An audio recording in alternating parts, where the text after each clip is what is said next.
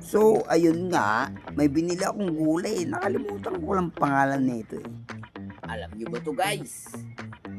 Nakalimutan ko pangalan nito eh. Dulo na ng dila ko eh. Alright, what's up sa inyo mga pre? Kumusta ang buhay-buhay? Kasi ako ngayon, buhay tambay. Eto nga't bantay muna ako ng aking batang makulit. Ayan si cellphone sa guys. Uy, huwag mo masyado pa katutok yung cellphone. Uy, tutok na tutok eh.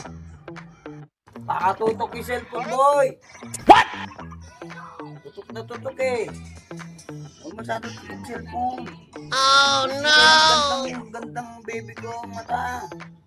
Eto nga't lumipat pa ng pwesto. Ayun, nandiyan ka naman sa baba. O, tigi. At nagpabili pa. Ano ang ginagawa mo? Masyado pa katutok na eh. So, ayun nga, may binili akong gulay. Nakalimutan ko lang pangalan nito eh. Alam niyo ba to guys? Nakalimutan ko pangalan nito eh. Tawag sa Pangasinan, sa Ilocano.